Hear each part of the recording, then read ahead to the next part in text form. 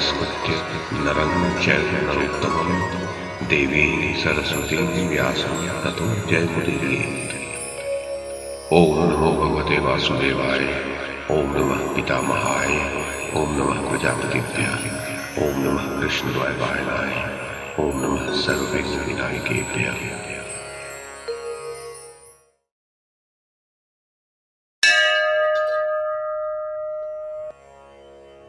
संजय ने कहा, राजन, तदनंतर अभिमन्यु और दुशासन में घोर युद्ध होने लगा। उस समय शत्रु वीरों का संहार करने वाले सुभद्रा कुमार ने बड़ी फुर्ती के साथ दुशासन के बाण सहित धनुष को काट गिराया और उसे अपने भयंकर बाणों द्वारा सब ओर से क्षत विक्षत कर दिया।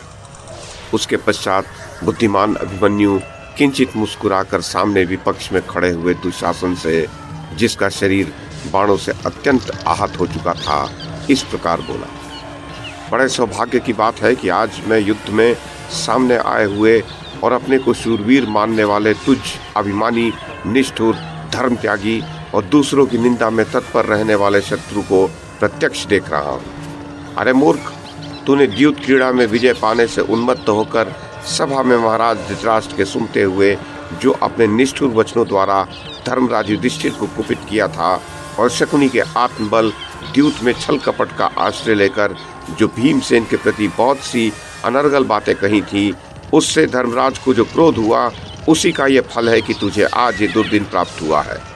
दूसरों के धन का अपहरण, क्रोध, अशांति, लोभ, ज्ञान लोभ, द्रोह, दुस्साहसपूर्ण व्यवहार तथा मेरे उग्र धनुधर पितरों के राज्य का अपहरण, इन सब बुराइयों के फलस्वरूप उन महात्मा पांडवों के क्रोध से तुझे आज ये बुरा दिन प्राप्त हुआ है। दुर्मते, तू अपने उस अधर्म का भयंकर फल प्राप्त कर। आज मैं सारी सेनाओं के देखते देखते अपने बाणों द्वारा तुझे दंड दूंगा। आज मैं युद्ध में उन महात्मा पितरों के उस क्रोध का प्रतिकार लेकर उऋण हो जाऊंगा। कुरुकुल कलंक, आज रोष में भरी हुई माता कृष्णा तथा पितृतुल्य भीमसेन का अभिष्ट मनोरथ पूर्ण करके इस युद्ध में उनके ऋण से उऋण हो जाऊंगा। यदि तू युद्ध छोड़कर भाग नहीं जाएगा तो आज मेरे हाथ से जीवित नहीं छूट सकेगा। महाराज, ये कहकर अभिमन्यु ने दुशासन की छाती में कालाग्नि के समान तेजस्वी बाण मारा। वह बाण उसकी छाती में लगा और गले की हंसली छेद कर निकल गया। उसके पश्चात धनुष को कान तक खींचकर पुनः उसने दुशासन को 25 बाण मारे। इससे वह बुरी तरह आहत होकर व्यथा के मारे रथ के पिछले भाग में जा बैठा और अचेत हो गया।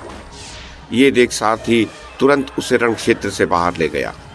उस समय युधिष्ठिर आदि पांडव, द्रौपदी के पुत्र सात्विकी, चेकितान, धृष्टद्युम्न, शिखंडी, केकय, धृष्टकेतु तथा मत्स्य, पांचाल और संजय वीर बड़ी प्रसन्नता के साथ द्रोण की सेना को नष्ट करने की इच्छा से आगे बढ़े। फिर तो कौरवों और पांडवों की सेना में महान युद्ध होने लगा।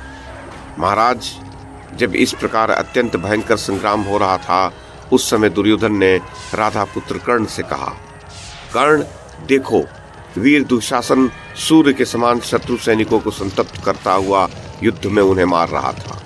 इसी अवस्था में वह अभिमन्यु के वश में पड़ गया। इधर ये क्रोध में भरे हुए पांडव सुभद्रा कुमार की रक्षा करने के लिए उद्यत हो प्रचंड बलशाली सिंहों के समान धावा कर चुके हैं। महाराज, ये सुनकर कर्ण अत्यंत क्रोध से भर गया और अभिमन्यु के ऊपर तीक्ष्ण बाणों की वर्षा करने लगा और उसका तिरस्कार करते हुए उसके अनुचरों को भी बाणों से बींधने लगा। अभिमन्यु ने भी तुरंत ही उसे 73 बाणों से बींध डाला। उस समय उसकी गति कोई नहीं रोक सका।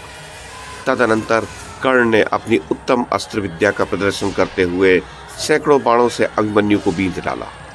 कर्ण के द्वारा पीड़ित होकर भी सुभद्रा कुमार शिथिल नहीं हुआ। उसने तीक्ष्ण बाणों से शूरवीरों के धनुष काटकर कर्ण को भी अत्यंत आहत कर दिया। साथ ही उसके छत्र, ध्वजा, सारथी और अश्वों को भी हंसते हंसते बींध डाला। फिर कर्ण ने भी उसे कई बाण मारे, किंतु अभिमन्यु ने अविचल भाव से सबको झेल लिया और मुहूर्त भर में एक ही बाण से कर्ण के धनुष और ध्वजा को काटकर पृथ्वी पर गिरा दिया। इस प्रकार कर्ण को संकट में फंसा देखकर उसका छोटा भाई सुदृढ़ धनुष ले अभिमन्यु का सामना करने को आ गया। उसने आते ही 10 बाण मारकर अभिमन्यु को छत्र, ध्वजा, सारथी और अश्व सहित बींध डाला। ये देख आपके पुत्र बहुत प्रसन्न हुए। तब अभिमन्यु ने मुस्कुराकर एक ही बाण से उसका मस्तक काट गिराया। राजन भाई को मृत देखकर कर्ण बहुत दुखी हुआ। इसके पश्चात सुभद्रा कुमार ने कर्ण को विमुख करके दूसरे धनुधरों पर धावा किया।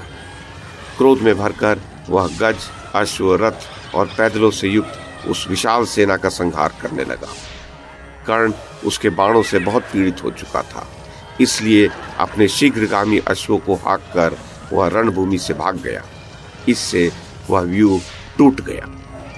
उस समय टिड्डियों या जल की धाराओं के समान अभिमन्यु के बाणों से आकाश आच्छादित हो जाने के कारण कुछ सूझ नहीं पड़ता था। सिंधुराज जयद्रथ के सिवा दूसरा कोई रथी वहां टिक न सका। अभिमन्यु अपने बाणों से शत्रु सेना को दग्ध करता हुआ व्यूह में विचरने लगा। रथ, अश्व, गज और मनुष्यों का संहार होने लगा। पृथ्वी पर बिना मस्तक की लाशें बिछ गई। कौरव योद्धा अभिमन्यु के बाणों से क्षत विक्षत हो प्राण बचाने के लिए भागने लगे।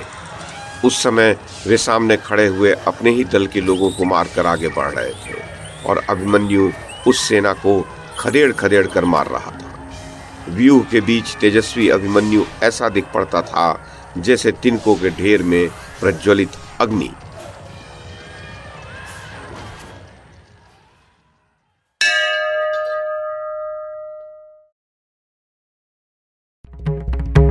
YouTube के माध्यम से महाभारत की कथा को एक श्रृंखला के रूप में प्रस्तुत करने का हमारा ये प्रयास यदि आपको सराहनीय लगा हो तो कृपया इस कड़ी को लाइक और शेयर करें, चैनल को सब्सक्राइब करें और बेल आइकन को दबाएं। साथ में अन्य लोगों को भी देखने के लिए प्रेरित करें। धन्यवाद और नमस्कार।